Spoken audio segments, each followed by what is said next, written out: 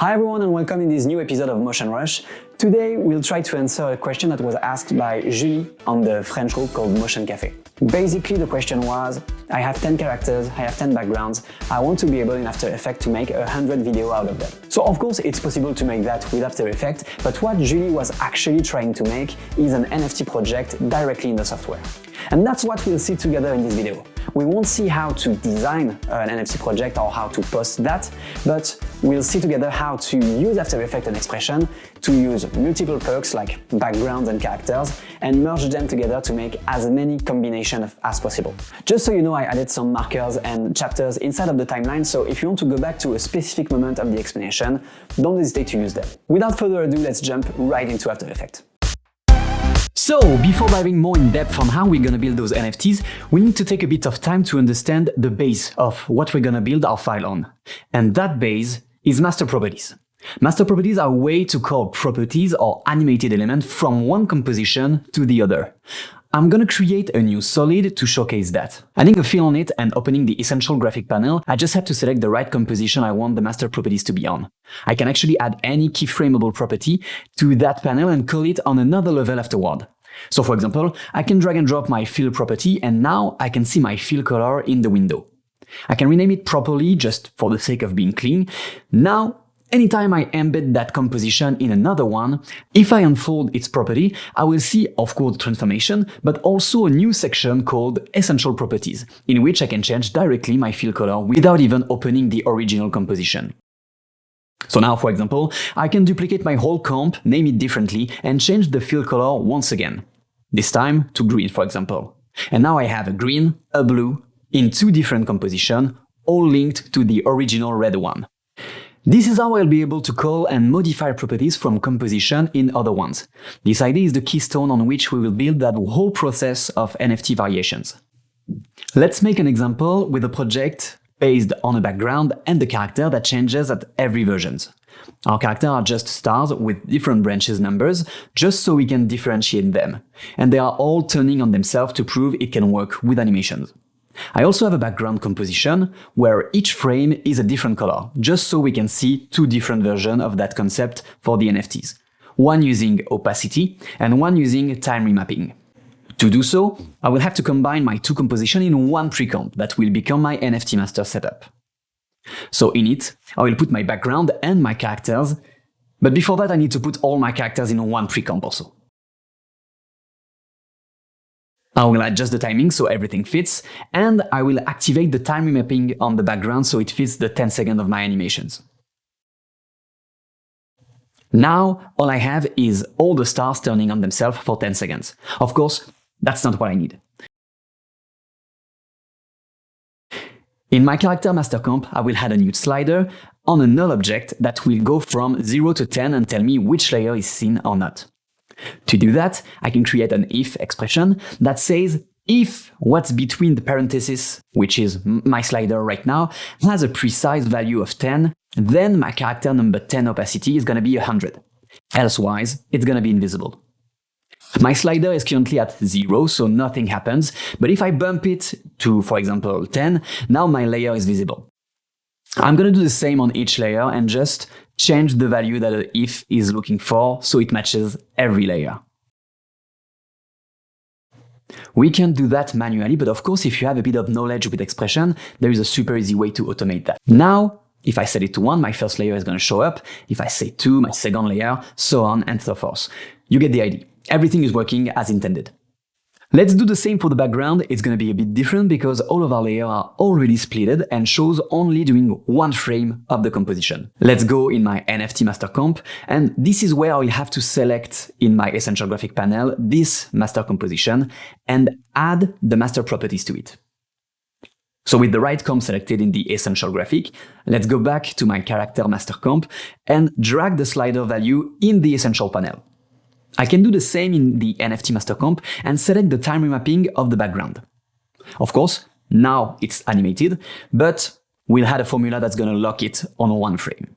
So let's do it. Let's find an expression that could set our time remap on one specific frame and link it to a number. To ease the process, I will put my NFT master in another pre-comp, and this is what I will ultimately export out of AE. I'm gonna call it 1 space dash space 1. This means on it I will want to call the first character and the first background. To do so, I will put in use an expression that you can find in a wonderful Ukramedia video that's linked on the top right corner of this video. This specific expression will allow me to call the name of the composition and use it in my formulas. We can start with the character by pressing Alt on the essential properties. I'm calling this comp, add a dot, and type name to get the name of my composition, which is currently 1-1. I'm gonna want to call a portion of that name, and this is where we'll use something called substring. So I'm using the first part of the name, which is right now number 1. If I change the name to another value, we can see that my character layer changed completely. What is cool with this expression is that it works with as many numbers as you need, whether you got 1, 10, or 50. Here, if I say 50, we can see that our first element to the substring is 50. Let's continue on the second part with the background expression that's calling what is after the dash. To do so, let's go back to 1-1 and we will try to use the same expression. Of course, it's not gonna work because I'm still calling the first substring of my comp name. But we want to call what is after the dash. To do so, I'll need to ask the same thisComp.name, but instead of using the first indexed, I want to ask him what is the index of the dash. I can't use a static number because if I get to 10, 50, or 100, then my dash is going to change its index and I want it to be flexible. So I need to call the index of the dash.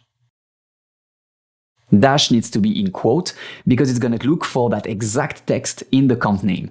And now that I got the index of the dash, I want to look what is after it. So since I have a dash, space, and number, I need to add 2 to the dash index to get my number value. For now, it's not exactly what I want. It goes way beyond our comp length, actually. It's because After Effects thinks that when I'm calling a number, I'm calling a value in seconds, but I want to call a value in frames. To do so, I will have to divide the number I got by my frame rate, which is currently 25. So if I divide by my frame rate, I get my first frame now. So same for 2 and same for 3, etc. My composition starts at frame 0. To call the right frame, I just have to subtract 1 frame to the result, so subtract 1 divided by my frame rate. Perfect. Now to the last part, we will have to duplicate that composition and change its name so it's calling every iteration. To do so, we'll use a free script called Duik. Duik, on top of having killer tools for character animation, has some nice utilities that you can use all around After Effects, including one to rename your compositions. So let's start by creating at least 10 compositions for our 10 characters, and I'm renaming those elements. Careful, I'm not renaming layers, but project elements, and we will number them starting with 1. Also be careful and delete everything that was after and before, just to clear the slate. Now I have all my 10 comps correctly named. I can then add the suffix to all those elements, which is going to be, for this time, space dash space, and I got my first 10 comps ready. The final touch is to add the number for the background, and to do that I can just add the suffix 1. All my characters are currently in front of a red background, so let's just select all the composition and duplicate them.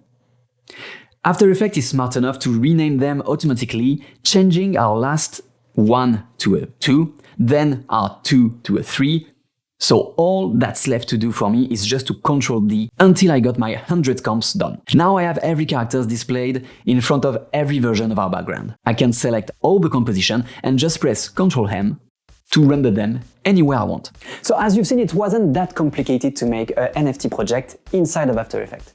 And what's cool with the formula that we used is that if you want to add more perks to your project, like, I don't know, more elements to the composition themselves, all you gotta do is add a different type of character at the end of the name of your composition.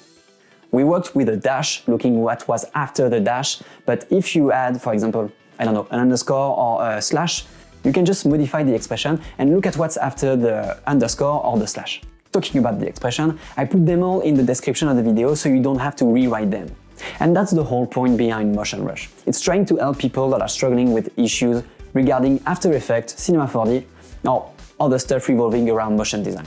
So if you have any questions, don't hesitate to ask them in the comment section right below. I really hope you will be with us for the next episode. In the meantime, have a good day. Bye!